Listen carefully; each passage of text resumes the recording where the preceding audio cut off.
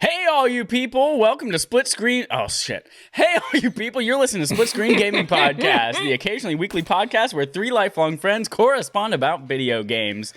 I'm Chad Michael Innes. This is Adam Bonaparte Gumby. Aye, aye, sir. Is that a French accent? Yes, that was a French accent. Way to go. And we have with us here a third guest. Kanye West is joining us. He's going to be performing Donda. He's going to be coming in. He promised us he would be here directly at 8:30 Eastern time. So he'll likely be 2 hours late. That's just what he does. Baby. All right. Hey, we are 5 years old. Sorry, I said Split Screen Gaming Podcast. That whole intro was a throwback to when we were Split Screen, our very first episodes. We used to have an imaginary third-person guest. But we've decided for our 5th birthday, which was yesterday, February 26, 2022, we've decided that we're going to fix some shit about the stream. So hopefully as you're listening to this now, whether it's live on twitch.tv/affability, it's on Sunday evenings around 8:30 Eastern time, or on demand, now that someone finally told us some shit, the intro should be balanced better as far as volume goes. We should now, if you're watching live, sound like we're both coming out of the center channel instead of just like way off to the left and right. And we hopefully don't have SWB audio capture not registered popping up every 2 minutes. So thank you for, after years of streaming, letting us know that that was a thing, and we fixed it. So that's happy birthday to us and to you and to all a good night. Happy birthday. Adam, I was going back and I was listening to the intros of our episodes, the very, very, very first ones, just like getting nostalgic a little bit, and they had some wild shit in them. And whether it was, I just recently tweeted a video about, being sick and eating a thing full of Chipotle and screaming into the microphone because that's what I thought people liked, just screaming into the microphone. Or just like the fact that we would just make up hey, John Cena's duct taped to a chair beside us. Why the fuck did we do that? I don't know. I don't know. But it's been a wonderful ride. 5 years of this podcast. From its early roots as Split Screen Gaming Podcast in my living room to its now current roots of Respawn Aim Fire in both of our... Are you in a living room? I'm in a living room. Where are you? I'm in a bedroom. In a bedroom? Not my bedroom, just a bedroom. A bedroom. Every week, we play a game called Guess Whose Room Adam's streaming from. It's not the same one as last week. If you guessed the Milkman, you might be right. I just wanted to upfront just say thanks everyone for listening, for supporting us for 5 years, both with your ear wallet, your eye wallets, and your money wallets, and your meat wallets, and every other wallet that you've got that you've taken any amount of currency from and thrown our direction, whether that's earwigs or eye earwigs or eye crust or money. Or all the pee you're pushing. Thank you. Thank you for pushing that pee at us. Thank you so much for your pee. Thank you. We're going to talk today about a lot of things. It's going to be a great episode. You can catch us on demand on YouTube and podcast services, 9 a.m. Eastern time on Tuesdays. Or as we mentioned, you can be in the chat right now like Porkchop, D. Smitty, and Matt from RIR right now on twitch.tv/affability. We're going to talk all sorts of shit. We're going to get a little scratch the surface on some Destiny 2. We're going to talk about PSVR 2, Street Fighter 6, COD 2023. Everything has to end in a number. But to begin today, we're going to jump into our main quest.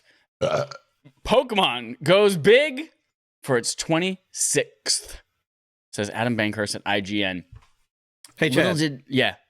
I don't care about Pokemon's birthday. Tell me about your birthday that happened last week, February 17th, baby. Look at that insertion. Insertion. Ooh, right penetration. Okay, here we go. My birthday was last week. As I'm sure all of you remember from the countless hints that I dropped. Didn't get a single gift from anyone who wasn't in my direct physical presence, though. So, just throwing that out there. Birthday was last week. I spent 9 days with my homies in Rhode Island. Matt, Brent, Dallas, and Holden, and had a just straight up wonderful time. It was, even before I went there, I knew it was going to be something special. Matt got so excited, he made us all little koozies for our drinks. And of course, because we have to have something to drink, our Mountain Dew Spark, zero sugar, raspberry lemonade, brought to you by Novel Push by Sapphire. We had to have all of that. So that was like, I knew going in, I was like, this is going to be something really special. And everyone had, this is a warlock symbol from Destiny 2. Mm-hmm. And of course, not from Dungeons and Dragons. Not from Dungeons and Dragons. And then Holden had Elden Ring. Here's a fun fact. You know the symbol for Elden Ring? It's got like some circles, and then it's got an IED. IUD, really? Sorry, that's an improvised explosive device. IUD, intrauterine device, a contraceptive thing. It's an IUD. It's basically, it's an IUD with a bunch of Nuva rings around it. So the next time you look at the Elden Ring symbol, imagine that, and that's on Holden's cup. Anyway, yeah, had a great time. We played, Matt set up 3 giant TVs and in his basement, and we had 3 PlayStation 5s, and we played through the entirety of the Destiny 2 campaign there. We played a bunch of Fortnite on the couch. I was on my Switch. Brent was on the PS4. Matt was on his PS5. Didn't get any dubs. No dubs. We'll talk about that a little bit later. Oof. We played so much good stuff. Smash Bros. Just bringing Switches everywhere. But it was the time of my life. Got tattoos. Can't really see it. There we go. Yeah, you can see it a little bit. It's a little traveler tattoo from Destiny. It's got 3 little ships. Turn my skin, damn it. Turn my skin. There we go. 3 little ships. One for me, one for Matt, one for Dallas, our whole fire team. Yeah, Dallas is officially the very first person on planet Earth with a Respawn Aim Fire tattoo. He got the logo. That's pretty cool. On his arm, right next to a donut. It was fantastic. It was great. Great all around. I love those boys. Had a wonderful time. Went to all sorts of great places. And you asked before we started recording, it was like, hey, why didn't Holden get a tattoo? 2 reasons. Oh, yeah, that's right. 1, Holden was making, at the time we got our tattoos, he was making the most delicious fucking pork meal. That's not a euphemism, that I've had in a very, very long time. He got this like 2 giant pork loins and did some magic with butter and brown sugar and honey and whatever it was and deliciousness. But then, I don't know if you have not played because you don't have a Nintendo Switch, but in Pokemon Legends Arceus, after every like main story mission, you come back to this picnic table with old Poofball Professor. And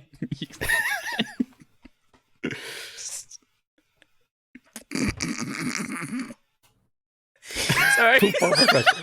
He has the stupidest hat. And with old Poofball Professor. And you eat potato mochi, as I think how we decided it was going to be pronounced.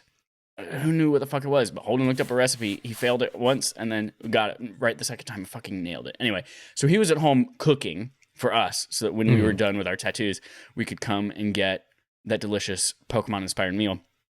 But then second, he has a very cool idea for what he's doing. My chair is broken and I'm sinking every 3 minutes. But his idea is he has 1 tattoo already. It's a Rubik's Cube, because if you know anything about Holden DePardo, it's that he loves solving Rubik's Cubes. But the second thing you know about Holden DePardo is that if The Legend of Zelda were a human being, he would do all sorts of nasty things to it. And so he's decided for every achievement, like big achievement in life that he gets, that he like achieves, he is going to get one of the 7 seals from The Legend of Zelda Ocarina of Time as a tattoo to represent that achievement. So gotcha. He's finishing up his game development boot camp that he's been doing in the next couple months. So he's waiting until that particular moment to get his first seal. So that's why Holden did not get a tattoo, because it does not match up with his current plan, with God's plan. Understandable. Yeah.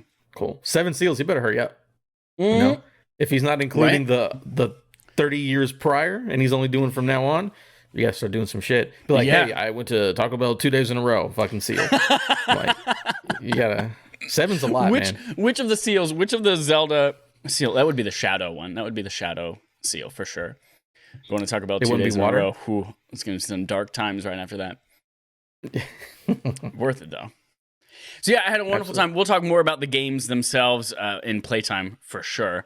But I had a great old time. I already missed them. I missed them so much. I just came back yesterday. But I'm ready to dive in to our podcast. Pokemon goes big for its 26th, says Adam Bankhurst at IGN. We got a big old bomb drop of Pokemon news today. It is Pokemon Day. Yesterday was Pokemon Day. Today is Pokemon Day. One of the days is Pokemon Day. And there was supposed to be like a whole week and a half announcements. Like they were going to drop one thing for every single game for like last week and a half. I didn't see any of that shit. But all of it came out in a Pokemon Day stream today. So here's a rundown of what's coming. First, the biggest news. Actually, you know what? I'm going to go reverse alphabetical order. And by alphabetical, I mean reverse order. You have it here in the doc. We're just going to like put the last three things. But they're just bullet points. I they're just bullet point bullshit. We'll say those out loud right now, and then we'll talk about the good shit. Here's the say the bullshit. That's going to be the brand of a lot of the... Just say the bullshit. That's going to be a new thing. Mm-hmm. Say the bullshit. Pokemon Masters EX celebrates 2.5 years with free gifts. Pokemon Cafe Remix adds bonuses for Pokemon Day.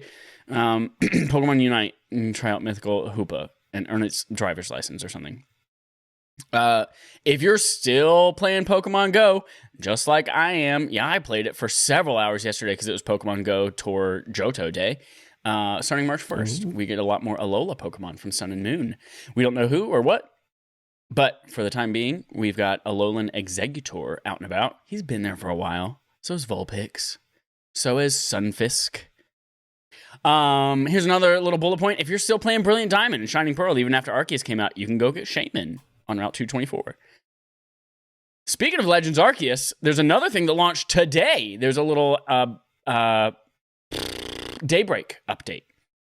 So this is something that allows you to investigate mysterious mass outbreaks of Pokemon that are popping up all over the Hisui region. And you'll also be able to battle powerful opponents like legendary Pokemon and Wardens, adding yet more options to the Pokemon battle experience.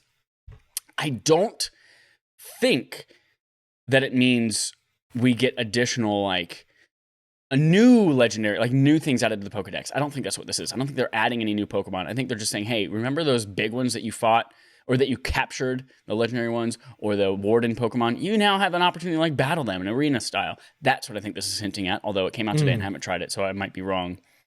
So I don't think I'm going to touch that because I put enough time into that game and I think I'm done with it. But there will be a new anime based on Legends Arceus Hisui region, and that's coming later in 2022 with an original story. Sounds pretty cool. Adam. Question about that. Ask me your question. You ask your question. No, you do it first. Well, you're drinking. I'll ask it. The animated series. I understand Hisui is in the past, but are we still going to get Ash in it? Are we still going to get Ash in his Pikachu? I don't in the past. Think so. From what I was that looking at something. Been 10 for 30 years. Yeah.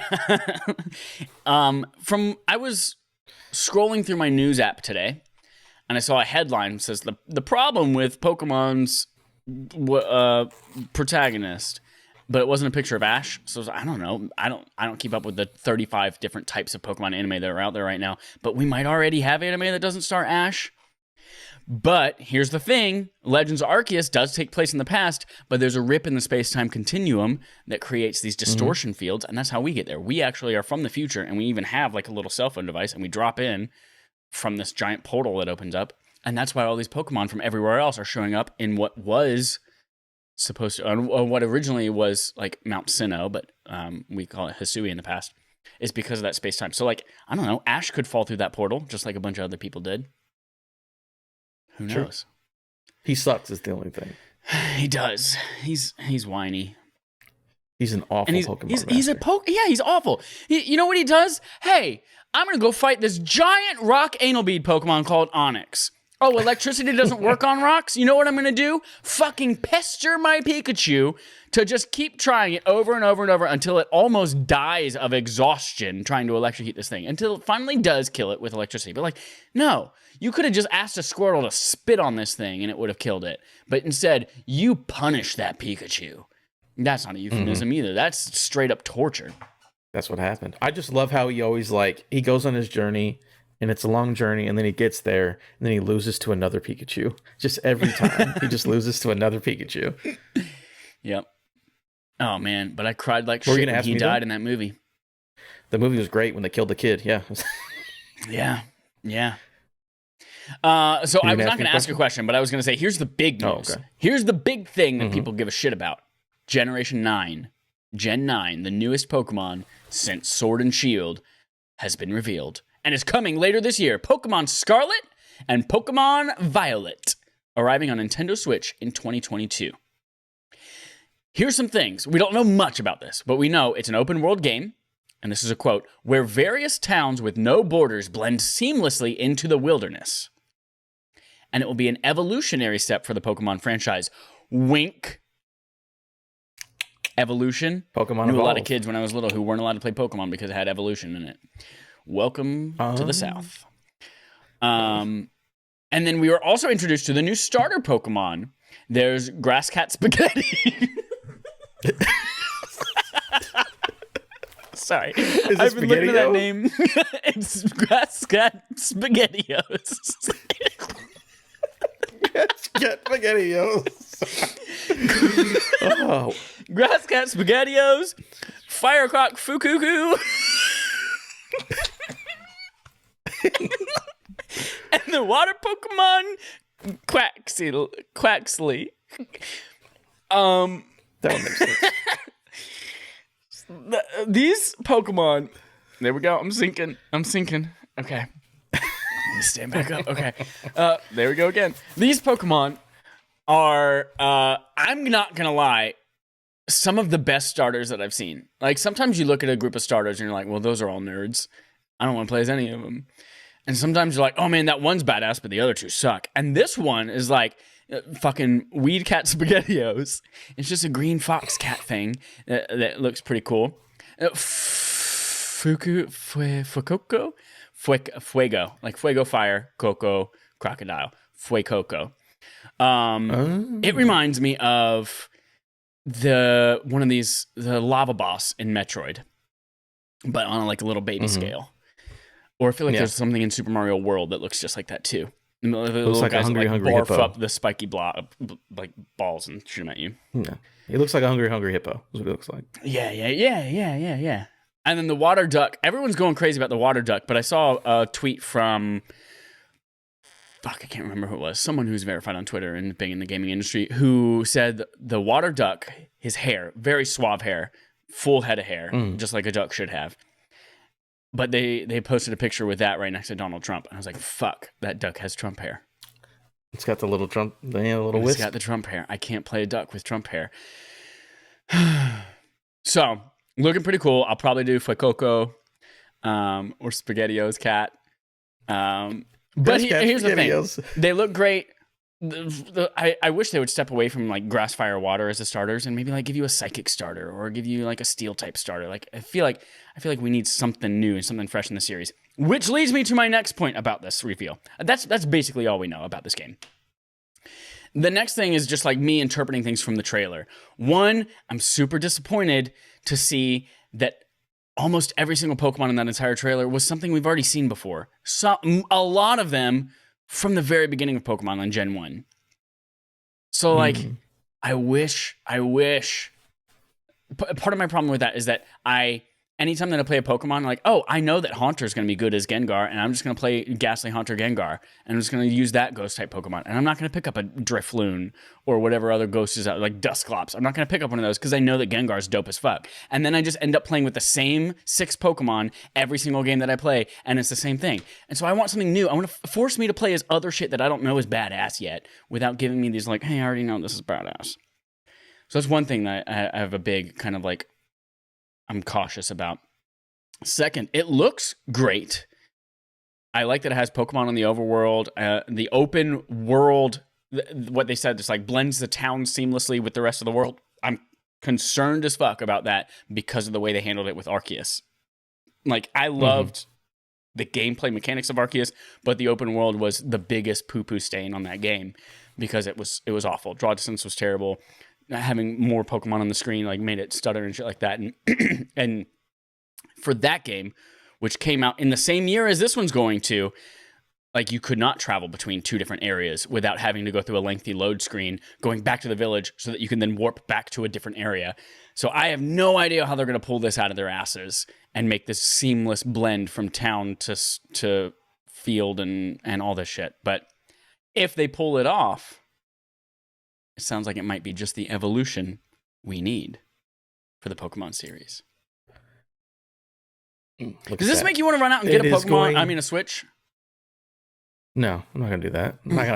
I've already bought a $300 console to play one game a year, and it was not worth it, and I sold it. It was called the Switch. It was interesting. That would be cool. I love how they were like, all right, Arceus is gonna be cool and new, and they're like, oh, it did well. Well, good thing, because they've already been working on Gen 9, and it's gonna be the exact same thing. So let's hope it works out. I think that's cool. It's better than doing the same old thing. Everyone was really interested in Arceus, whatever, and it looks like their bet paid off.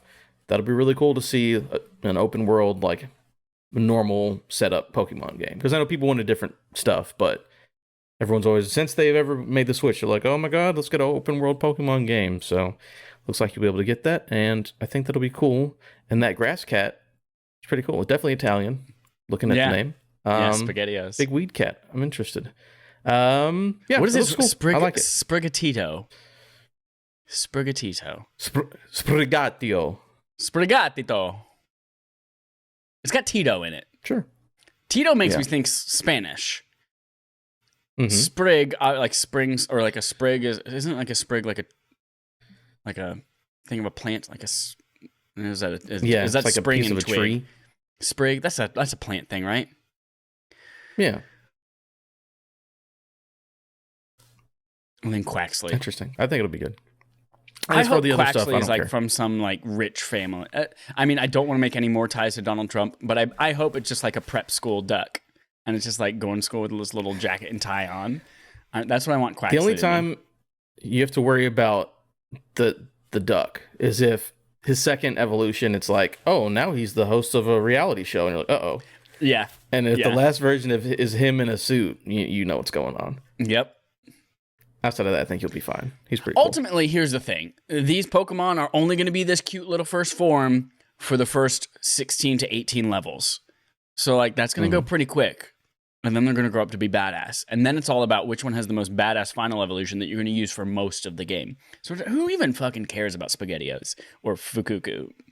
Like, it's really about question, though. Whatever SpaghettiOs times 2 is.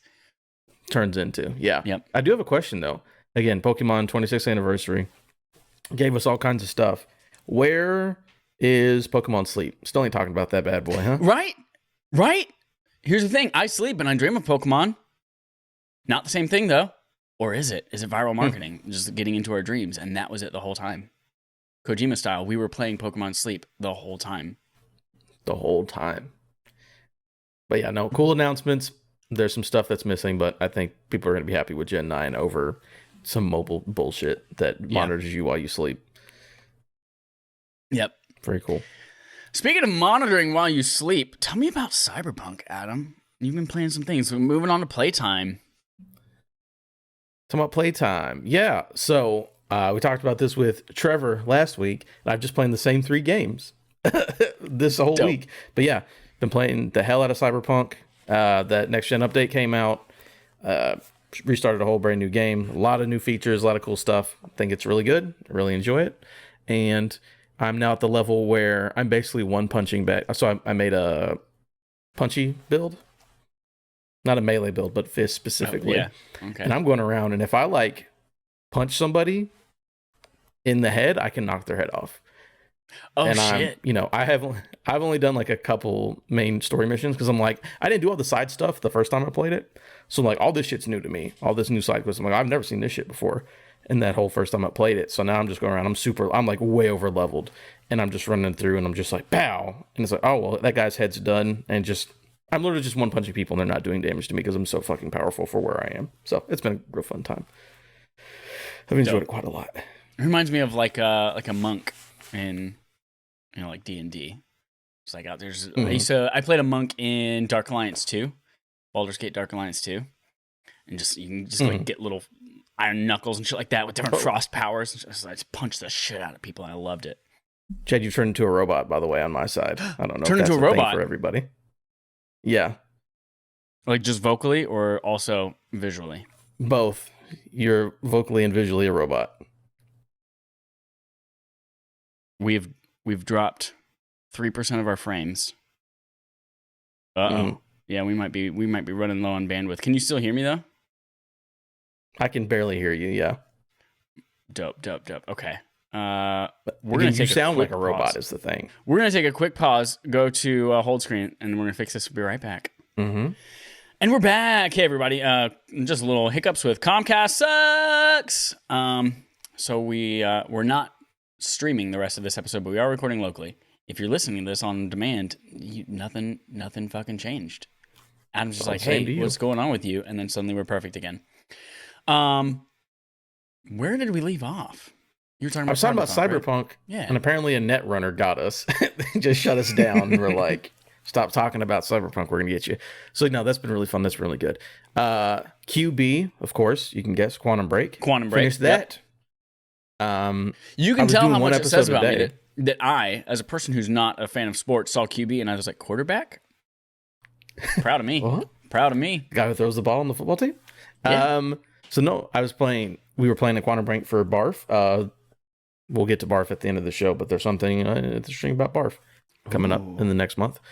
But played that. I was doing one episode a day or one act a day or whatever. But then I got to 4 and I was like, you know what? There's only one left. And I went ahead and finished it all in one night. Had a good time with that. So ready to talk about that with Cozy Bear coming tomorrow. Very soon. You'll be hearing that podcast very soon. Yeah. So soon. And then Horizon. More time in Horizon. I don't know, probably 25 hours, 30 hours. Playing Zero Dawn or Forbidden West? No, Forbidden West. Zero Dawn's uninstalled. I don't want that game. Okay. I got the sequel. I don't care about that game anymore. Game's beautiful. Oh my god. Might be one of the best looking next gen games. Yeah. Just because I like the particle effects. Are you playing on favor resolution or favor performance? Resolution. Nice. Yeah. I was okay. So getting into my playtime a little bit. I sat on the couch and watched Matt play it for like probably a total of an hour and a half. And we went back and forth between the two. Like switch it to this, play for like 30 seconds, switch to the other one. And we did that like 5 or 6 times. But the particle effects, you mentioned the particle effects, like that's on performance mode, 60 frames, like it feels really smooth, but then you see those and it looks like freaking static. It looks like static on a CRT TV. Yeah. And then you switch to resolution and it's like, oh god, that looks like dust and spores and shit. And it wouldn't be that bad if the whole game weren't about those particle effects, like the corruption everywhere, and the corruption has all of it, and the ice, and there's always particle effects. Yep. At all times, there's always particle effects. So yeah, I did that because I switched back and forth.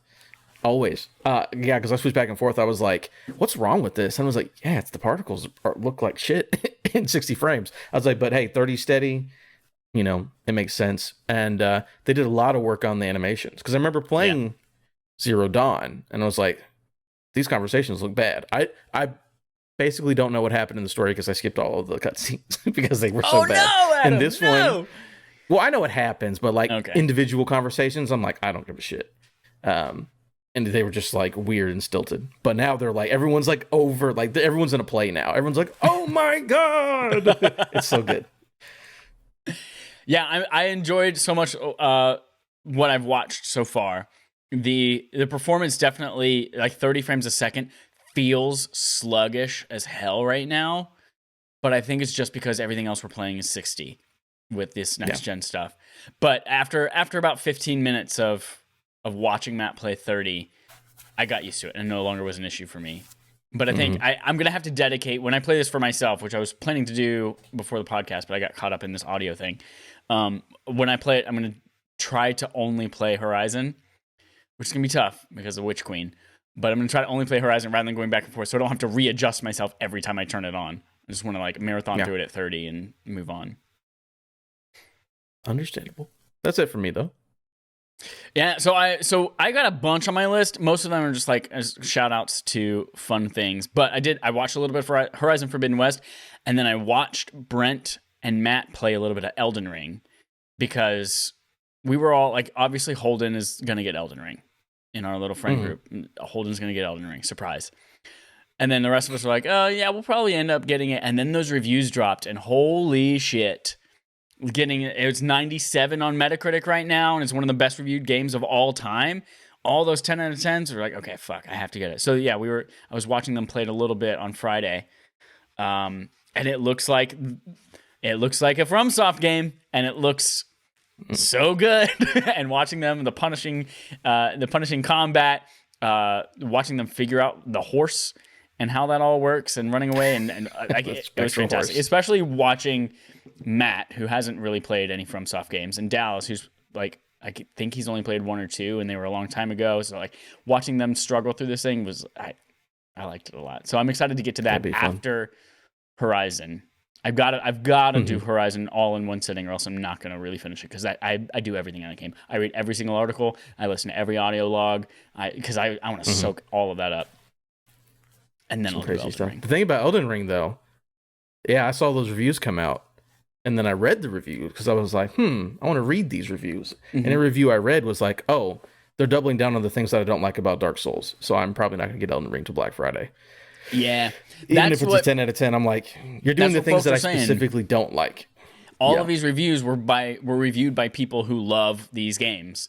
And so if you love these games, you're going to love this. So it's, I'm hoping that it hooks people. I have not read any of the reviews. I'm the kind of person who I just like to see what score people give it, just to see if it's worth my time. And then I want to experience it for myself and not be spoiled on anything.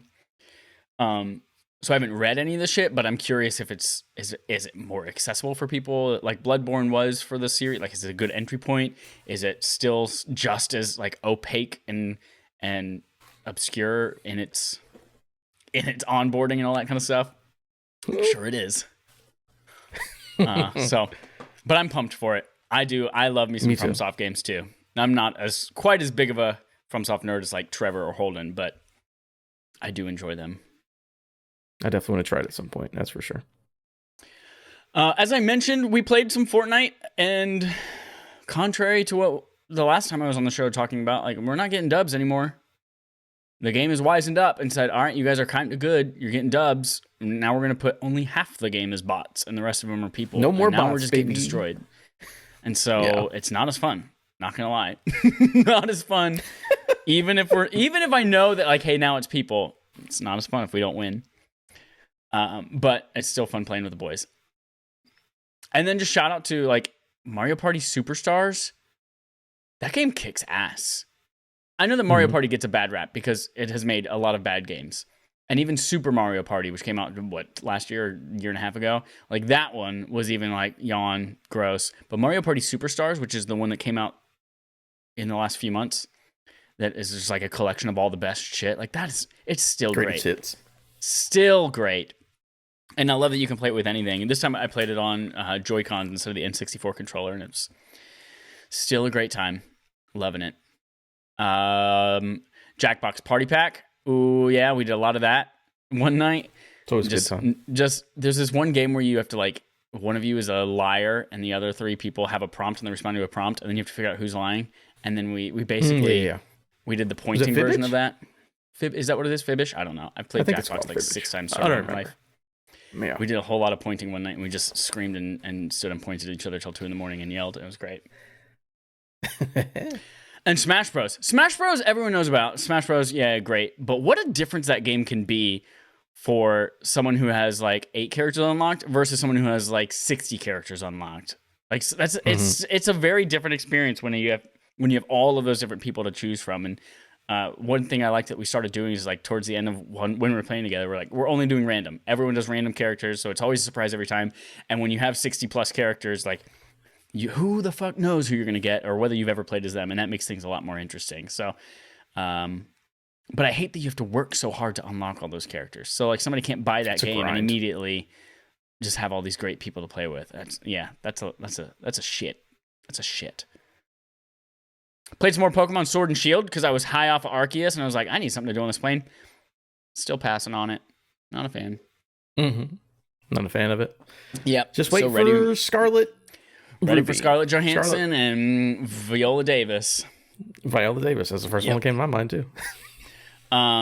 Last, everyone knows, this is what we've been talking about for a generation. And by that, I mean a generation of human beings.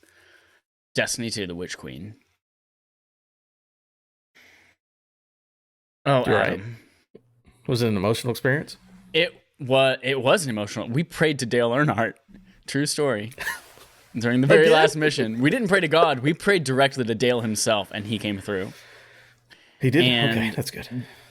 First, the experience of playing it in the basement with the three of them, just like back to back with each other, like that was over 3 days. It took us 3 days to get through the whole expansion, through the whole storyline. There's so much of the expansion left for us to play, but through the whole campaign, basically, of the Witch Queen, and just doing it with them that's the perfect way to do it. It was amazing, but they have a new mode. Like you can play through the campaign regular mission style, or they have a legendary version of these things, which makes them makes them much harder, and it also caps your power level. So even if I've powered up and I've grinded and I'm 1520, when I play this mission, I'm at 1405. And maybe the power level of that mission is 1430. So I'm like severely under-leveled for this thing when I go into it. And so it provided a real challenge. And there were some of these missions that we spent a long time on these bosses and trying out, just like tweaking little things that we did and different ways we communicate in order to figure it out. And that's the kind of stuff that you get that real satisfaction from dungeons and raids and things like that. And you have to communicate, you have to tweak your loadout in the specific right way in order to get through it, and then figure out, there's some light puzzle solving in the campaigns as well. But it is so satisfying when you pull it off. And this campaign, not only because of the legendary, it did that the best that Destiny's ever done it, but the story, we're not going to spoil anything on this. And in fact, I want to do like an in-depth spoiler-filled thing with the boys after we've like finished some more of the campaign stuff, or some more of the expansion stuff. But the story, holy shit, Adam. This is the most interesting, most wild, amazing story in a Destiny game that we've had, I think, ever. And it relies what's wild about it is that it relies on so many things that they've been setting up since these fucking grimoire cards in Destiny 1 that you'd have to go to bungie.net in order to read the lore. Like all of that shit, you see how it's been coming together over years of them crafting this narrative into this one little thing, and it's amazing. So all of that leading up to the last mission where all of these like reveals and things like that, and fighting Savathun. Obviously, you're going to fight Savathun. It's in the first mission of this thing. It took us 5 hours. That last mission took us 5 hours to beat on legendary difficulty. But yeah, we got up afterwards. We all did a big group hug, and we thanked Dale Earnhardt for letting us get through that mission. And it was fantastic. So I'm pleased with the campaign of that game. I'm loving, there's this new system for crafting weapons. And usually if you're like, man, this auto rifle can randomly roll with a few different types of stats on it. Like maybe every kill automatically reloads it a little bit, or every kill is stronger in succession. Like if you do rapid kills, it gets stronger. You can get different perks on weapons, and they're usually random when they drop. So you might pick up an auto rifle off of an enemy and be like, oh, cool, this is a good roll of that, or this is a shit roll. And you might spend hours and hours and hours and hours trying for a god roll of something. But they have a new system that they revealed with the Witch Queen expansion where you can craft things. And in severely simplified terms, it's basically a version of this weapon drops, you use it a little bit to unlock the ability to craft that type of weapon, and then you continue to use that same weapon, and it will gradually unlock more and more that you can craft or tinker with on that weapon. So if you use that auto rifle a lot, then you can get more and more powerful perks on it. So it's like, that's a very, very overly simplified, because obviously Destiny, so it has to be complex and really like obtuse. But it's a simplified version of, you like that weapon, use it a lot, you'll eventually get really cool perks that you can then tinker with and shape. So can you get the god roll by doing that? Yes. Yeah. You can. Okay. Any perk that can drop on that weapon, you can eventually pick yourself and craft it. Gotcha. But again, there's like legendary materials that you need in order to do that you'll have to grind in order to get, or you'll have to use that weapon a bunch. And so you have to make choices. Well, of course, let's not be silly. It's not going to be easy. Exactly. So right now I'm at the point where like, oh man, I need Ascendant Alloy to put in these really strong perks on this one weapon, on this glaive that I've got, which is a new type of weapon that came out, which is amazing. And I'm like, ooh, I need 1 Ascendant Alloy for that, but I also have this exotic over here, and to get its catalyst, I need 3 Ascendant Alloys. Now I gotta like, what do I want to use my alloy for first? And then I gotta grind for some more, and like, do I use the glaive more than I use that? And it's like, so all of that decision making and all of the grinding, it's all there, and it's wonderful.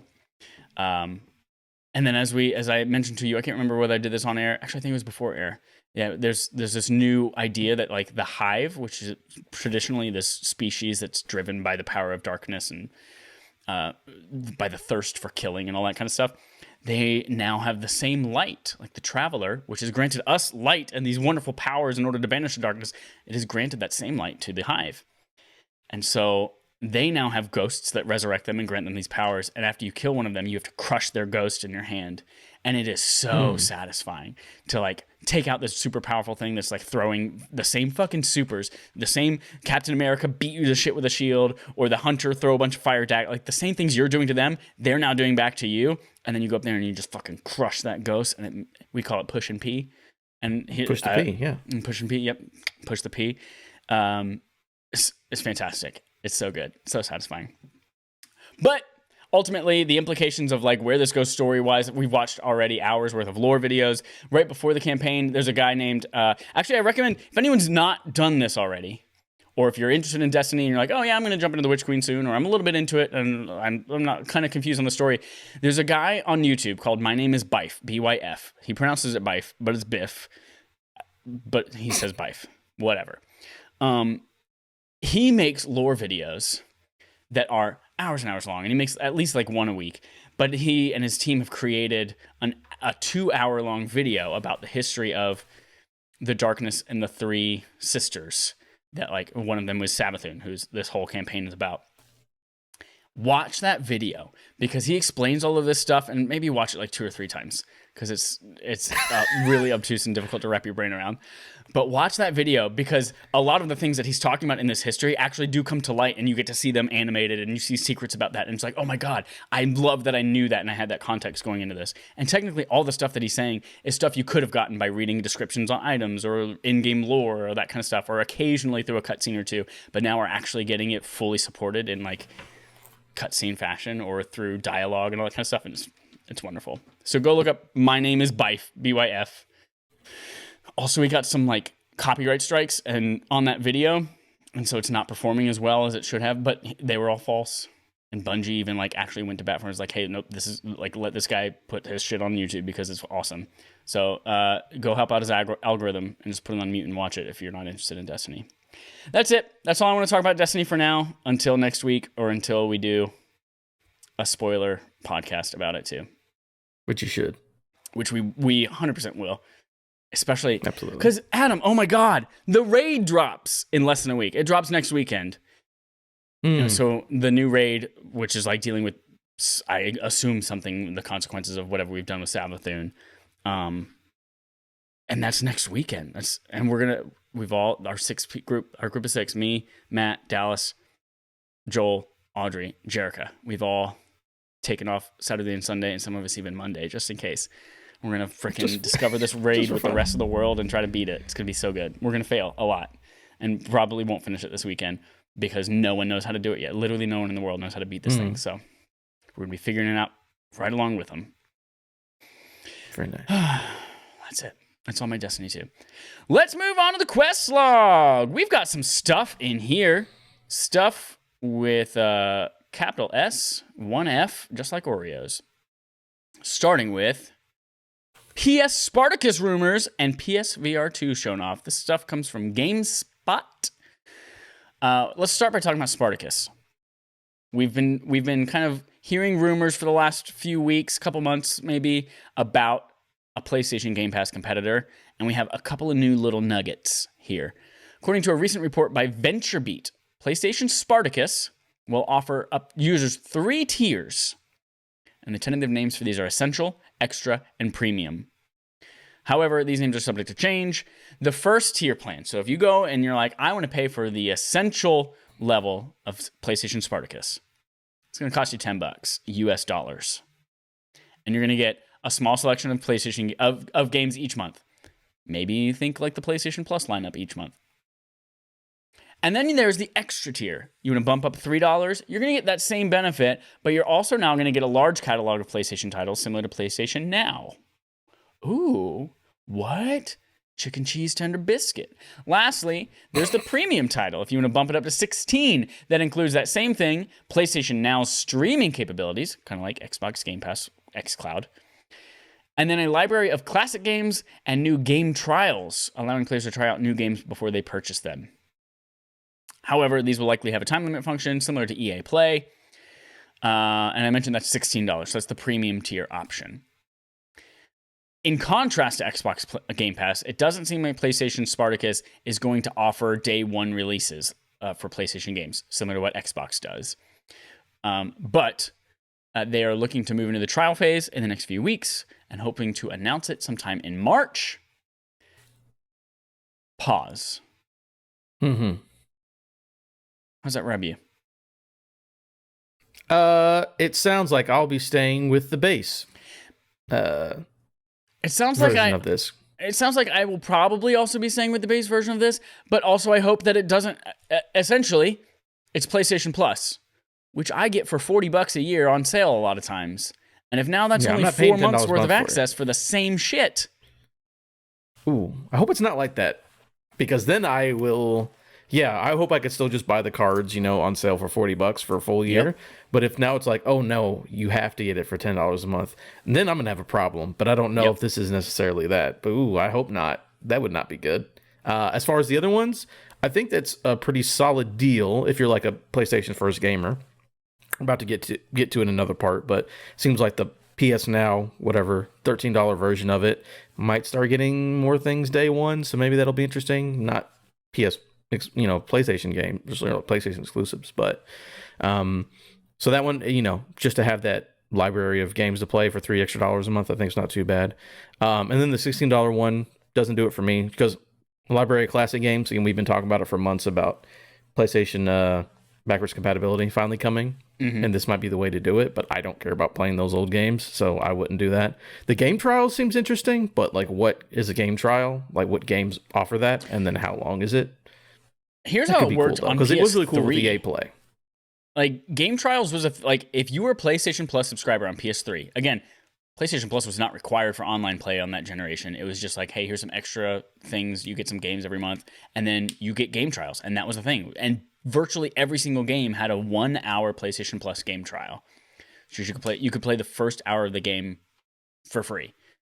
Now, is that every game? So if it's like, oh, Call of Duty's out, I have PlayStation Plus, I get an hour of Call of Duty? It was basically every game. Yeah. A digital game. Oh, of course it has to be digital for sure. I mean, digital only. Because remember, like, Xbox Live Arcade had demos, but all of those, again, were like $20 digital games. No, these were the Assassin's Creed, it was Max Payne, it was like, actually, like, every game virtually had an hour-long trial. Interesting. Yeah. You brought up this point here. The next little story is Shadow Warrior 3 coming to PS Now day one. And while that might not sound like a big deal, it kind of is, because this is the first time that a game is launching day and date on Sony's streaming service, coming on March 1st, which is kind of a little bit of a tell for what we might expect going forward for this, whatever Spartacus might be, having new games launching as part of the service as well, which is something that I think Xbox Game Pass has. That's where I feel like they get a lot of their attention, is not just with first-party titles, but also with things like Outriders launching day one on that thing, or Destiny 2 Beyond Light launched day one on Game Pass. You don't even have to pay any money. If you're a Game Pass subscriber, you can get all the new content. Like, that's the kind of, those big things often make us a splash. Or Rainbow Six Extraction. Like, literally, I would not have played that game had it not been on Game Pass. If it wasn't on Game Pass. MLB The Show. I was like, I don't care about baseball, but it's free. Sure, I'll try it out. Yep. So, it looks like we're starting to get that same kind of idea coming to the Sony PlayStation Spartacus. Yeah, because technically, March 1st, technically it's still PS Now. But again, if the reports are, to be believed, that will eventually become maybe the $13 tier. So you can get things like, once in a while, Shadow Warrior level game maybe in day one. And again, because Game Pass day one, it came out compared to Game Pass Now, are completely different. So maybe a year from now, that middle tier is actually like a lot better, and you get a lot of more cool stuff on there. I guess we'll have to see, but yeah. Next little part of this PlayStation block is PSVR 2 shows us a selfie. Ooh! Do you remember when we had to teach people what the word selfie even meant? No, I refuse to speak to those people. Remember when the word emoji was like unheard? Like that was less than a decade ago. We didn't even know what emoji were. We had emoticons. You mean emoticon? Yeah. So PSVR 2 we got a little bit more information on it, and we got a picture. We got with final design hardware, which included the headset itself. It looks kind of similar to PSVR in shape and style. It's still got the same Halo strap. It's still got the headset, the familiar design choice of like having the button that moves it in and out. And it has the same design aesthetic as the PlayStation 5 line of accessories as well. So a lot of white with black accents. If you picture in your head what a standard VR headset looks like nowadays, it kind of looks like that. Looks like if PSVR had a baby with an Oculus Quest 2. Looks very similar to what Quest we've already 3, got. baby. That's what it looks like. Yeah, exactly, yeah. What I'm surprised about is they let a couple of things slip. Not slip, it was purposely dropped, but a couple of things are now known about the headset. We know it has inside-out tracking, but we also learned that they have the same, like the headphone jack is in the same spot, so we now have that confirmed, so that's familiar. We've got the inside, the visor moving button, but they also said they now have the ability to adjust the lenses to fit your eyes. They have, they're building an event to the visor as well, which is something like, man, that's a really good quality of life thing that I never thought about, because if you're playing Beat Saber or something like that requires a lot of movement, yeah, it can get foggy in there and sweaty and gross. So to have a vent built into that is a really cool little quality of life feature there too.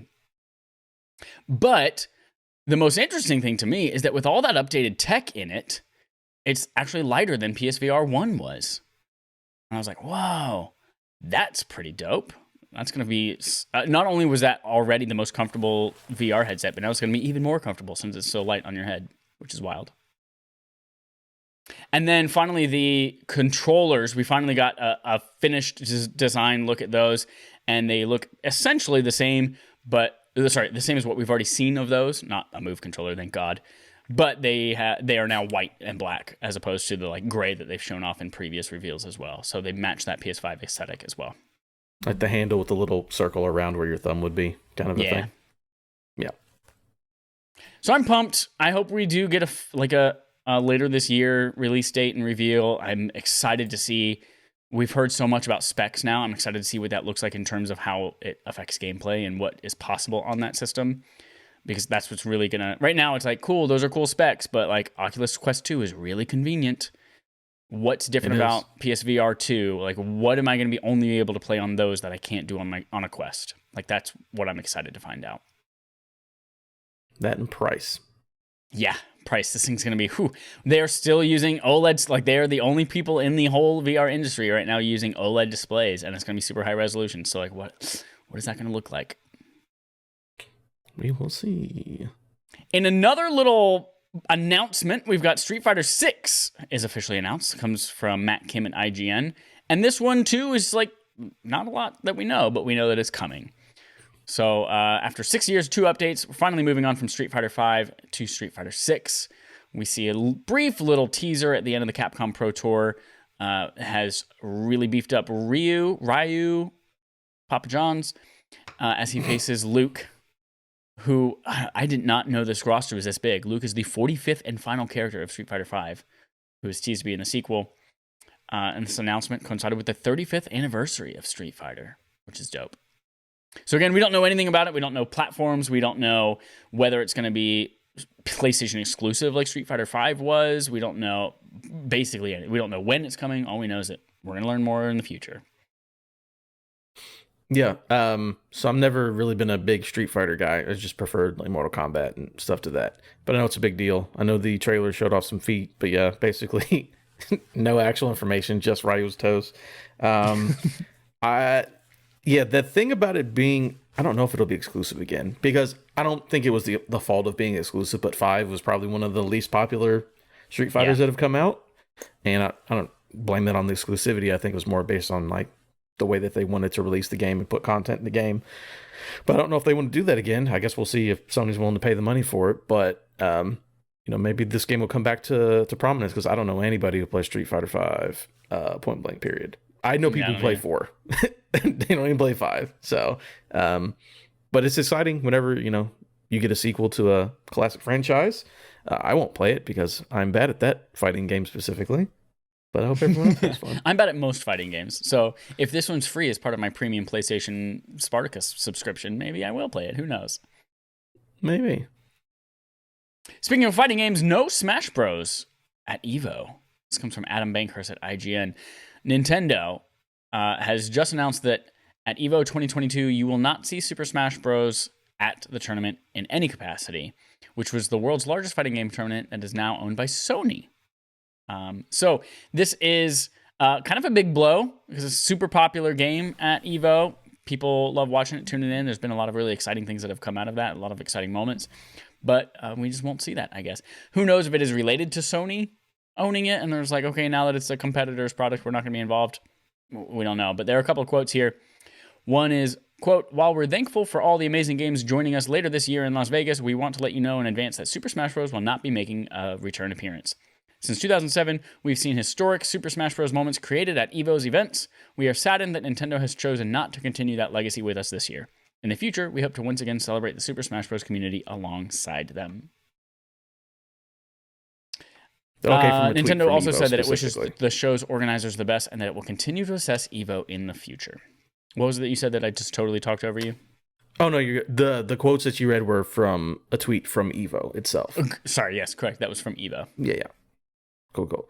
We're almost done. Well, I'll let you finish that last thing before I talk on it because it's pretty funny. Yeah, so another speculation is that this move could also be due to Nintendo partnering with Panda Global for the first officially licensed series of Super Smash Bros. Esports tournaments in North America. So they might just be saying, if you want to watch competitive Smash Bros., we've got our own thing now, so you're not going to see it anywhere else. Yeah, again, it's sad to see. I know people love Smash Brothers. I mean, I like Smash Brothers probably more than watching most fighting games because they're too technical and boring. You know, I know it's technical at that level, no matter what you play, but it's more fun when it's the dog from Duck Hunt fighting against Olimar. It's more fun to watch that. Actually, everyone always played Bayonetta. But I like this quote right here: is Nintendo's choice to not be part of EVO following Sony's purchase. At the time of the acquisition, Nintendo said that it wishes the show's organizers the best and it will continue to assess EVO in the future. The minute I remember this story happening and remember reading that quote, being like, well, Smash Brothers is never going to be at EVO again. The minute they're like, we'll assess it, it's like, nah, Sony's got it. We're not doing that. And then I forgot when this Panda Global thing, but they're like, yeah, we'll just give it to somebody else. We'll make our money. And yeah, I didn't. The minute that Sony bought it, I'm like, yo, Nintendo's not going to be there. Let me tell you. I promise you that. It's like when you send out RSVPs on like a Facebook event and somebody responds maybe, like they're not fucking going, but they don't want to tell you no. It should just be yes and no. Don't even put the maybe there. Just don't answer if you're going to put maybe because you know that means no. But again, maybe this thing where like Street Fighter 6 is announced, you know, clearly PlayStation wants content at EVO because they own EVO now. Maybe Street Fighter 6 is exclusive because they're like, we need, I mean, people would watch EVO regardless, but maybe they want to lock that up. Be like, oh, EVO sponsored by PlayStation, the place where you can get Street Fighter 6, you know, a little marketing thing maybe. Yeah. Perhaps. In another turn that makes me kind of excited, Call of Duty 2023 delayed? Says Jordan Ramey at GameSpot. So 2023's Call of Duty, not the one coming out this year, but next year's Call of Duty may be delayed to the following year. This would be the first time in almost 2 decades that there hasn't been an annual Call of Duty game. Wild. It's a big number. Wild. Bloomberg reports that Activision Blizzard will delay 2023's Call of Duty in hopes of further polishing the game. The report also says that Activision Blizzard is pushing this new Call of Duty's release following a recent game failing to meet expectations. They didn't name anything in particular, but both Vanguard and Warzone underperformed in 2021 compared to Cold War and Warzone in 2020. So it's probably a reference to those underperforming. Bloomberg also recently reported that 3 Call of Duty games are in the works. 2 of those games have been confirmed. We know that Warzone 2 is coming alongside an updated engine in Modern Warfare 2. So this is the 3rd unannounced game that is getting delayed. So likely we'll still see Modern Warfare 2 and Warzone 2 later this year, but this 3rd Treyarch game that was supposed to be coming next year is likely now coming in 2024. That's exciting to me because I do feel like in most franchises, like Assassin's Creed, Call of Duty, like things can get tired, time away. Like we saw this with Assassin's Creed, time away from a franchise, even for a year, can breathe new life into it. And as Activision saw, like Vanguard underperformed. I really enjoyed the campaign, but most people are like, nah. And no, I don't hear anybody playing that multiplayer right now either. So if I hear that somebody's playing multiplayer in Call of Duty, it's probably zombies from last year's or the year before last game, or it's Warzone. So I'm excited for them to kind of take a breather, give them some time to polish it and make something really fantastic and come back really strong. And if this deal with Microsoft goes through, it could also come with like a brand new, I don't know, brand new model. How do they release this game? On what? Is it a subscription service? Is it who knows what it could be? There's so many opportunities out there. So I'm glad things are getting shaken up a little bit. Yep. I remember during the talk of Microsoft getting, acquiring Activision, they're like, oh, we got to sell because it's hard to keep up in this market. That's Activision talking. And then, Microsoft's like, yeah, we're going to come in and we'll still want to put out the games, but we'll let the teams do what they want to do. I do like how this coincides perfectly. We're like, the deal should go through by next summer at absolute latest. And they're like, all right, so there won't be a game in 20. Again, also when this story came out and they kept saying 2023, I'm like, oh, they're delaying this year's game? I didn't realize it was 2022. I can't get it in my head. But so that means that after the year delay, that will be officially a Microsoft game at that point. So you're absolutely going to get that on Game Pass. Like they could do whatever they want with it. But we do know that this one at least will still be on PlayStation, and they should all continue, if we believe everything that's been said. So I think time off is good because, like, I remember you just said perfectly, just the year between Assassin's Creed Syndicate and Origins, I think it was a year, maybe it was 2. It wasn't a long time, but it was like, oh, this is awesome now. Because people hated Syndicate. I thought it was fine as whatever. And then they took off that break, and like Origins was hitting. I loved Origins a lot. So if Call of Duty can do the same thing, and like if Modern Warfare 2 is super good, because everyone loved the first one, the first one. And then if Warzone 2 comes out, and that's the thing, if you make Warzone 2 popular, you can keep that riding for 2 years easy. So as long as they put all their eggs in that basket and make that super good, we're going to have changes with management, let people take time and make it better. And then I guarantee that when 2024 comes out, a game's going to sell like probably one of the best selling Call of Duty games. People were like, I'm horny. I need a new Call of Duty. And they're going to be all over it. So I think this is probably a good move. Better game, maybe better sales. Papa John's. Love it. We got a couple more things here on the list. Fallout New Vegas 2 may be real. Ooh, what? Ooh, says Otto Kretke at GameSpot. This is according to... So, real quick, Chad. Go for it. Have you clicked on this link yet? Oh, no, I have not. For the line you're reading. Go ahead and read the line and then click on that tweet. Okay, according to this tweet from a year ago and new reports, clicking it. According to Adam Gumby from a year ago, March 10th, 2021, Xbox owns Bethesda plus Xbox owns Obsidian equals Fallout New Vegas 2. A guy can dream. Look at you. Look how much reaction that tweet got. I think that's my most viral tweet I've ever had. Not too bad at all. Oh, shit, dude. Oh, shit. I had no idea who was on my 1,000 solid likes. Mm-hmm. It was more. Someone unliked it. I just made it 1,001 right now. Hey. Yeah. I mean, again, we're about to get into this story, and there's actual real journalists who talked about it. But the minute those acquisitions happened, I was like, wait, who made Vegas? New Vegas? Oh, who owns the IP to Fallout? Oh, all of it's Microsoft. Give it to me. And then for some reason, that dumb tweet that I made, and I literally Googled Fallout New Vegas 2 for that image. I don't even know who made it. And then it blew up, kind of, in a small way. And I thought it was really funny. So I like to give myself credit for predicting this. And now we'll listen to what Jeff Grubb made has this to happen. say. Phil Spencer saw this and he said, "Oh, that's a good idea, Adam. Thank you." Phil Spencer's in my DMs. So here's the trail of breadcrumbs that leads us to this. In the latest episode of his show, Grubb Snacks, Jeff Grubb claimed that there are ongoing talks at Microsoft that could lead to Obsidian creating a sequel to Fallout New Vegas. Grubb said, quote, "This is very early, but people have begun to have talks and say these words in sentences, and these words are Obsidian and New Vegas 2. Right now, Obsidian's working on Avowed. That's the upcoming Elder Scrolls-esque looking RPG. So that means if they are currently working on New Vegas 2, it's going to be quite a while away. So Grubb says, quote, "We're talking years and years away. There's at least an interest and conversations happening about making something like that actually a reality." I've never played New Vegas. I've never played New Vegas. But when people talk about Fallout games, like that is a game outside the traditional Fallout universe, and everyone seems to always love it. Like people will be like, "Oh yeah, I can give you a ground here. I understand Fallout 3 had its things, and Fallout 4, yeah, it's good." And then this, but whenever people talk about New Vegas, like, "Oh, that game was great. That game was awesome." And I know that you enjoy a good Fallout. Are you super excited for this, or are you kind of like KOTOR, where you're like, "I don't know, this could be good. I don't know." Although your KOTOR concerns are quite different. Yeah, they're very valid, is what they are. Yeah. No, this one, I mean, again, the tweet from a year ago proves it. Now, I mean, here's the thing, is that Obsidian already did it once, and they made it good. I mean, I personally like basically everything Obsidian made. I'm just like an Obsidian fan. I like the style and the way that they do things. Even if it's not always the most high budget, it might be a little janky here and there. I just like the way that they do things. So this would be really cool, especially with, you got the money now, Microsoft's backing it, and that team is basically the same team that's been making stuff forever. So I think it would be great. Just give us something new and interesting in Fallout.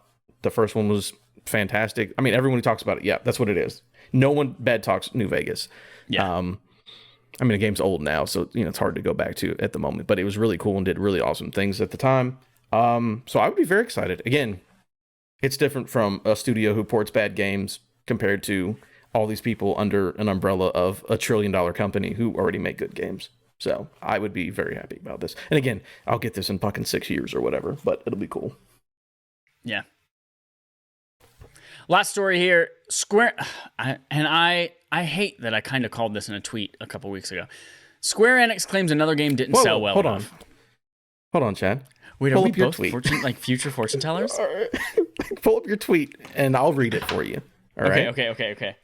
I'm gonna go to Square Enix claims. Yeah, you got it. Square Enix claims another game didn't sell well enough. This is from Ryan Disdale at IGN.com. Marvel's Guardians of the Galaxy had a slow start for Square Enix, as the publisher admitted the game initially underperformed when it launched in October of last year. During its latest financial briefing, Square Enix commented that despite receiving positive reviews, Guardians of the Galaxy sales, quote, "sales on launch undershot our initial expectations," end quote. The game made up ground later, however, through different sale initiatives, such as store discounts, that began in November, and Square Enix said intends to work to continue to expand sales to make up for the title's slow start. Now, I'll get to your tweet before we get to what I'm about to talk about, because boy. All right.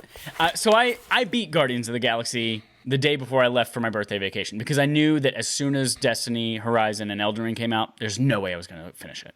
Dunzo. So I went and I beat it. And I tweeted on February 14th, Valentine's Day. I tweeted my brief little review. It was like, "Hey, I'm conflicted. Excellent ensemble characters. Story is 100% worth experiencing, but slow gameplay, repetitive combat got tired and annoying halfway through, and it could use more polish." And then I had a follow-up tweet right under that, and I said, "I really do hope it does well enough to get a sequel, even though Square Enix tends to have a really skewed view on whether a game is successful." Look at you. Cut to 2 weeks later. Hey. We're like Nostradamus of video games. Right? Is that the guy who predicted stuff? I'm just thinking of Dave Chappelle, not, where he was Nick Nostradamus. Kama Sutra predicts things. Yeah, absolutely. I'm the master of Kama Sutra. Anyway, so like you were saying, the skewed perspective. I just have random numbers about a little game called Tomb Raider, which came out in 2013. Tomb Raider sold 1 million copies in less than 48 hours. In the UK, it debuted #1 on the charts and became the UK's biggest game of 2013 until GTA 5 came out, of course. Tomb Raider 2013 set a record for the franchise, more than doubling the debut sales of Tomb Raider Legend, so doubled the best launch.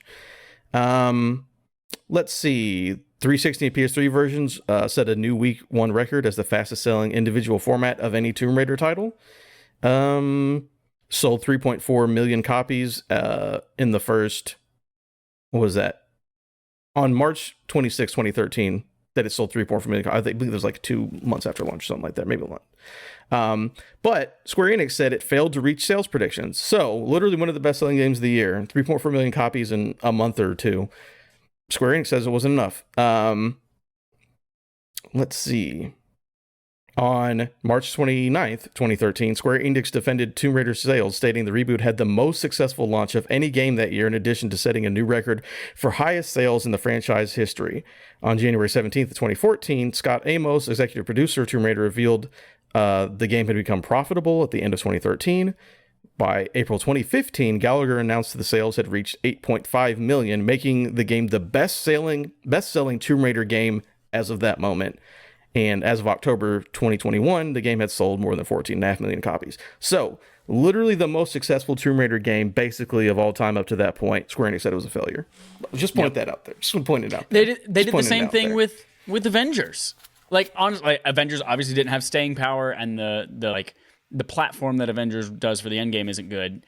But the game itself sold a ton when it first came out. And it benefited from being earlier than a lot of things that fall. But, like, it was breaking records. It was selling a lot of shit. And then there's like, oh, yep, failed to meet our expectations, not selling well enough. It's like, what do you guys want? What do you want from video games? They need every game to be the best-selling game of all time, apparently. Yeah. Like, this game, like, Tomb Raider literally was the best-selling game of the franchise. They're like, not good enough. I'm like, yeah. What? I just don't. I'm with you. Like, I don't think it doesn't matter what. So I kind of hope Guardians does well at sales, because I don't know how well it sold. I do think it's a good. The review you have is basically the same thing I have, where it's like the gameplay is whatever. It's fine, at best, but like everything else is fucking top notch, which makes that game really cool. And I hope it sold well enough, because the sequel will be great. But Square Enix will be like, oh, you sold 5 million copies in 3 months? Not good enough. Like, they'll just say that just because that's what they do. I don't understand. And you know what? Maybe it's just that Square Enix hates Crystal Dynamics, and I think so. And Eidos Montreal, because it's Avengers, it's Tomb Raider, both Crystal Dynamics, and didn't Eidos Montreal do the third Tomb Raider game? Yeah, they did the third Tomb Raider, and then they did Guardians. Galaxy. Yeah, Guardians of the Galaxy, and maybe they just they fucking hate these studios, and they're just like, anything they do is never good enough. They're the redheaded stepchild. And maybe that's why these teams, Crystal Dynamics is going to work on this Microsoft game, Perfect Dark. Just be like, please, dear God. Hey, help us Can out, I go bro. stay Let's with What's-Her-Face for the summer? I can't stand Mom and Dad anymore. That's what it sounds like. They just hate Canada. Square Enix just hates Canada. That's all it is. That's what it is. Wild. That's it for our quest log. We're moving on to a segment from Adam. Adam gives us a segment. It's great.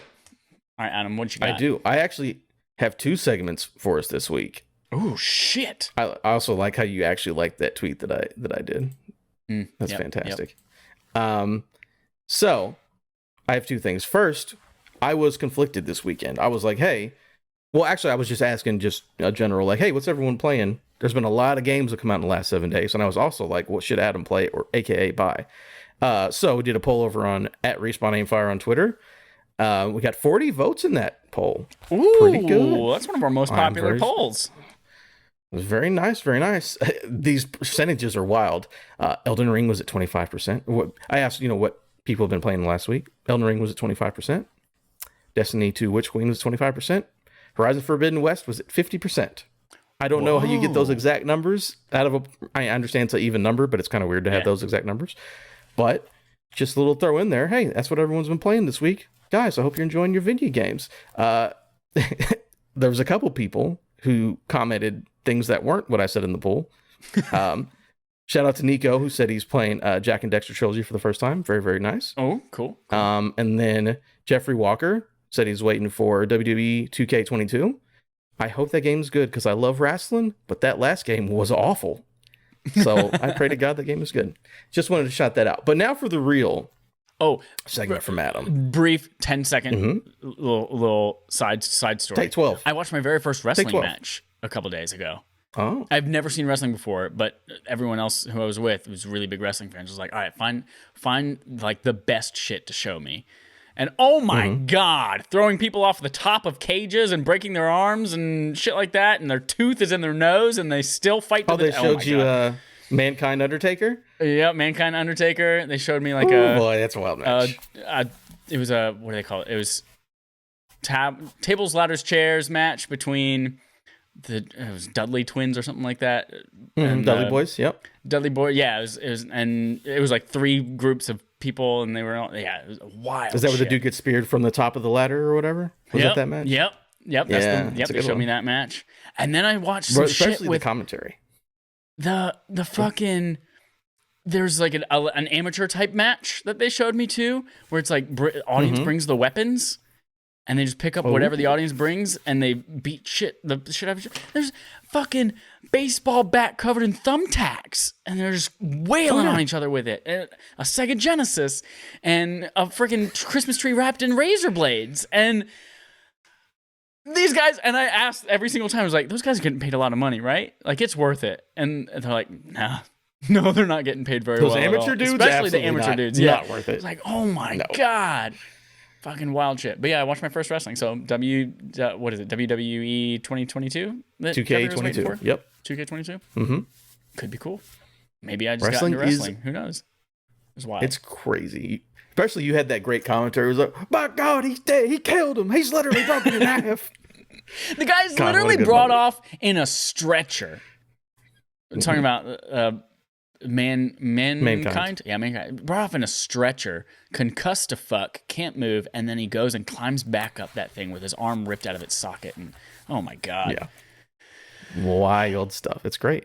Yep. So for my segment, we could keep talking about wrestling, but we're going to talk about video games. Best reviewed video games of the month. February is a short month. It's here already, and what a month for games that review super well. I was very shocked. So we'll go ahead and go at number 1. Elden Ring, 97 on Metacritic. I believe we mentioned it earlier. One of the best reviewed games on Metacritic of all time. Audience reviews are all over the place. Apparently it runs like poop on PC. And PC people are not happy that the game runs like shit. Some people not understanding it's a Souls game maybe. But critic reviews is 97, which is very, very, very good.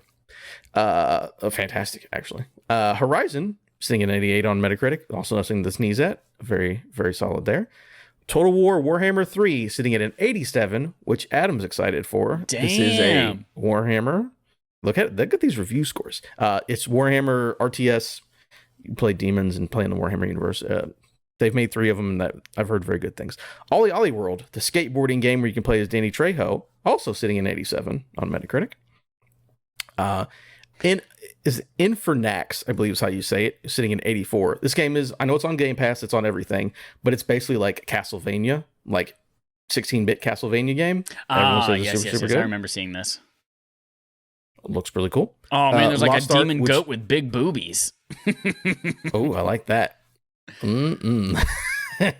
Lost Ark, which is a new MMO, is sitting at an 81 on Metacritic. And then last, Sifu, all the way at the bottom as an 80 on Metacritic. And the fact that we got 1, 2, 3, 4, 5, 6, 7 games until we got down to the 80 mark.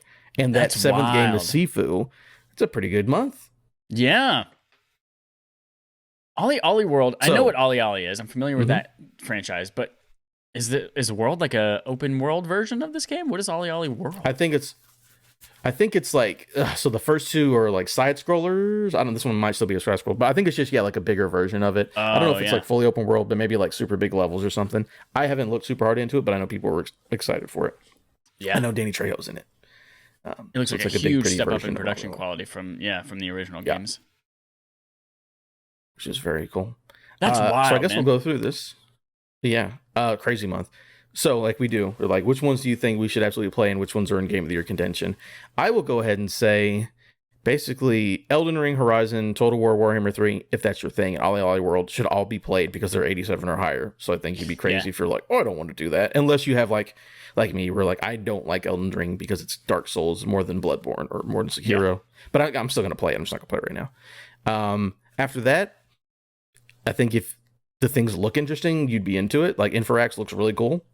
Sifu, if that's the kind of game you want to play. But I think those top 4 are absolutely like, I don't think anyone should turn away from. What about you? Yeah, obviously Elden Ring and Horizon are the highest profile of this entire list, and they're going to get all the press as they have been already. But I honestly, like, Infernax looks to me like it could be super cool, and I've been itching for like I've had that Castlevania itch for a little bit, especially after playing Metroid Dread. I was like, oh man, remember how good Symphony of the Night was? So I might be jumping into Infernax. That looks great, especially at an 84. And then Sifu. Obviously, like Sifu is one of those games like Elden Ring that like it's getting a lot of comparisons to that difficulty-wise. But it's something that my interest is so piqued by these reviews and people playing it and like the sense of accomplishment you get when you beat it, that's something that I'm horny for Sifu. For Elden Ring and for Sifu, I'm like, I hope a summer sale comes along. Because again, I want to play these games. I don't want to pay full price for them, to be honest with you, because I have no idea how I'm going to react to them. But I am very interested. As far as Game of the Year stuff, I think the top two absolutely, especially like for this podcast, I think Elden Ring and Horizon will be on one or both of our list, I think, by the end of the year. The other ones, maybe Sifu sneaks onto your list if you really end up liking that. But like Total War Warhammer, I feel like that's a game either I'm like, oh, that was super cool, or I'm going to be obsessed with it. It's going to be one of the two. Where like it won't make my list. I'm like, it was really good. Everyone should play it. Or I'm like, I did nothing but play Total War Warhammer for 3 weeks on straight. So I think that would be on potential Game of the Year list. The top two for sure. Maybe one or two others in this list. Dope.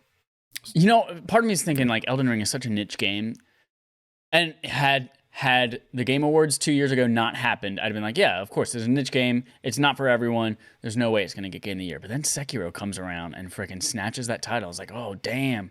And now I'm like, oh, fuck yeah. Elden Ring, 97 Metacritic. This could very easily run away with Game of the Year this year.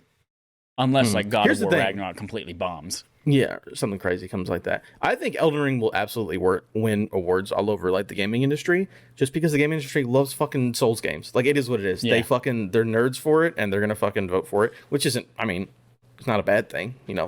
They like what they like. But I think it's like, this is like a guaranteed. Like, there's no way it doesn't win just because the people voting on it will be the motherfuckers who gave it a 10 out of 10 all over the place. So yep. Dope. I'm excited to see what's that's 2 months into the year. We've got 10 of them to go, and there's so many good things already. Jeez, it's wild. Time for Game On Game Show. The game on our game show, we play a game called Game On. The gaming show on our game show. Game. This week, as I kind of tweeted yesterday, it's our 5-year anniversary of this show. 5 years. And so I thought it'd be a good time to look back in time and play another round of Guess What Happened This Week? And it's something we've played twice before. We've got a few dates in time that happen to be like this week in gaming and certain years. And just look back on like what happened. So I'm going to describe, I'll give you a year that it happened and the day. And I'm going to describe it in some way. And then you have to guess what game or gaming history related thing that's referring to. Okay. So we're going to start with February 27th, today. This day in 1996. Ooh. Is that a lizard in your pocket? Don't lie to me or your pants will catch on fire. The American release of Pokemon Red and Blue? Very close, very close. It is Pokemon Red and Green, original release in Japan. Oh, it's Japan. Gotcha. Which is why today was the 26th stream day of the Pokemon. Oh, they do it based on the Japanese, not the American date. Gotcha. Right. Yep, 1996. And for everyone else, Pokemon stands for Pocket Monsters. Charizard is a lizard. Charmander, is that a lizard in your pocket? Get it? That's why it's funny. 2001, the same day. The same day, February 27th. But in 2001, there's a little twist. Might make you scratch your head. Red and Blue GBC versions come out for this popular dungeon puzzle game. Red and Blue Game Boy popular dungeon game. Is this Oracle Seasons and Ages? It is. It is Zelda Oracle of Seasons and Zelda Oracle of Ages. Which hold please. Fucking love these video games. While Chad goes and probably gets the cartridges. Holy shit! One of my favorite. Those are some of my favorite Zelda games. I just picked this up in Rhode Island. Zelda Oracle of Seasons. You have Ages too? Yes. Nice. I don't have Ages. When I was a kid, I had Seasons because you could play as a kangaroo that punches people. And then that's right. With boxing gloves on. And my brother got Oracle of Ages. So I played Seasons, but I never played his Ages. I just realized I'm using the wrong camera to talk to you on Discord, and you're not looking at my phone. That's fine. Balls. Yeah. So I picked this up. I saw I have my analog. Oh my god! So Analog Pocket. Matt has one. I got hands on with it, and I got to play Oracle of Seasons a little bit on it. And that thing is just freaking gorgeous. And mine's coming later this year, so I'm trying to stock up on like OG Game Boy games. So I saw this. We were at a game store in a mall, and they had it. And I was like, all right, let's go. Very nice. All right, February 28th, 2017. 5 years ago.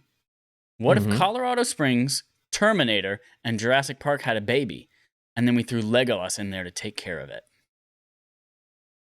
Oh, the game that got killed by Breath of the Wild. Yes, the game that got killed by Breath of the Wild. Although still 2017's Game of the Year because Breath of the Wild was boring. I agree. And that game is Horizon Forbidden West. No, Zero Dawn. Forbidden West correct. is the one I'm Horizon playing now. Zero Dawn. Yes. Dawn. In fact, that is the reason we recorded. Actually, the reason we recorded our first episode that week is because we want to get all the bugs fixed out before the Switch launched. So that's why we recorded it for the Horizon Zero Dawn. Was John Cena in that first episode, or no? John Cena was in episode 3. The first episode, literally the very first episode of this entire show opens up with me saying, "Hey, all you people, the rigmarole, you're listening to the Split Screen Gaming Podcast, the occasionally weekly podcast, 3 lifelong friends. I'm Chad Michael Ennis. Holden says, I'm Holden DePardo. And I say, and we have with us here Diane Keaton. And then we have some kind of weird excuse of why Diane Keaton's not going to be there. It's like, oh man, we just jumped in with both feet. Diane Keaton. That's a good one. Yep. Did Michael show up next week? Who knows? Who knows? March 3rd, 2017. You can now challenge your friends to an imaginary sandwich eating contest in front of the TV, in a Chipotle, or at a rooftop party. Oh, yeah. This is the one with old dude's balls. 1-2 switch, baby. Dang Deezy's balls, yes. Dang Deezy's balls. That's what it is. So, yes, this is 1-2 switch, and of course, the Nintendo Switch launch, March 3rd, 2017.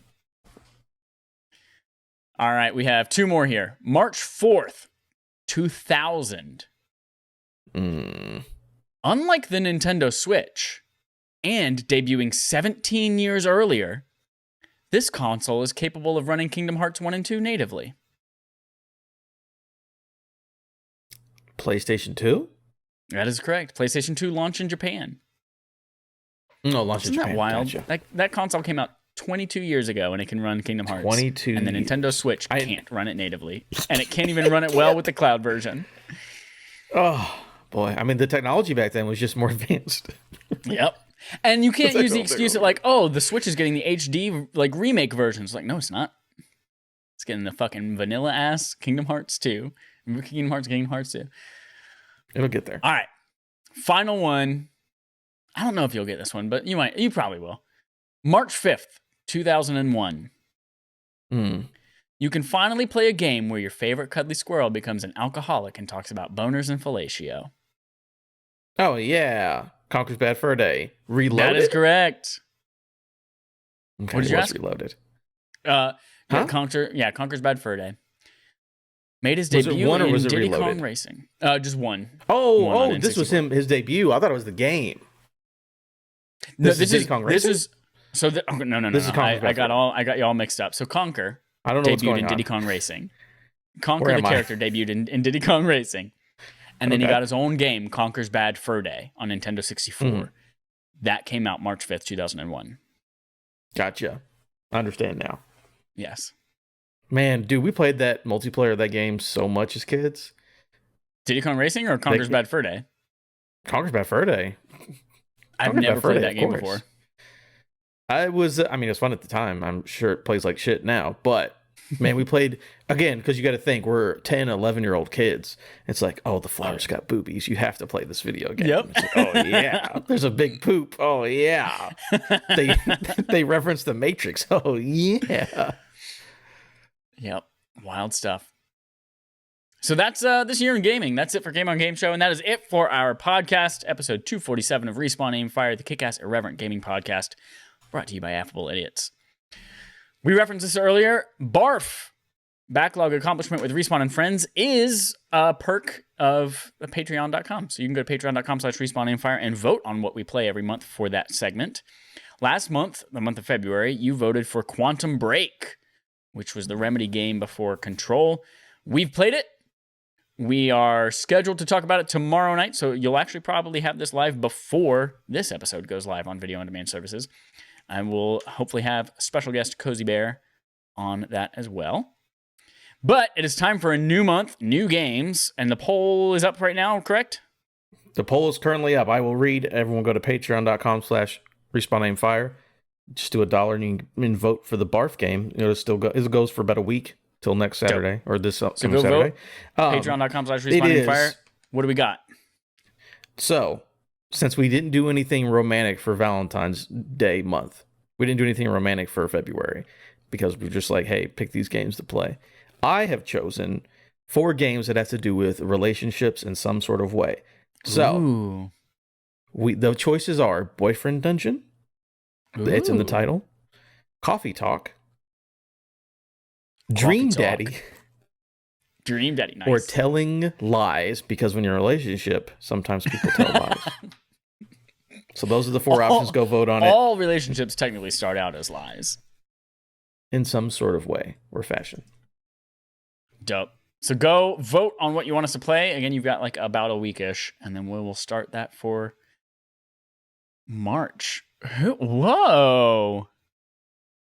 This Telling Lies game, it's like full motion video. Oh, it's got that guy in it who's like a knockoff Tom Hardy.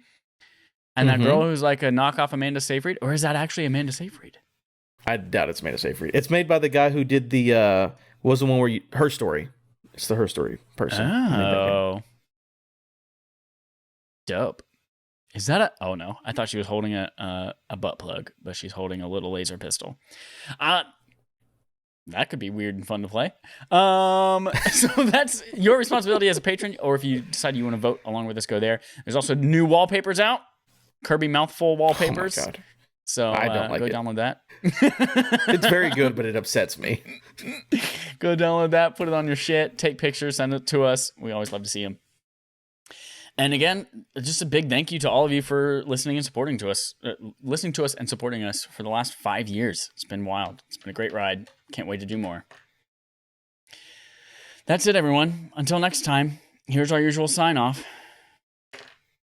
Happy birthday, Mr. President. Happy birthday. I'm not going to sing the whole song.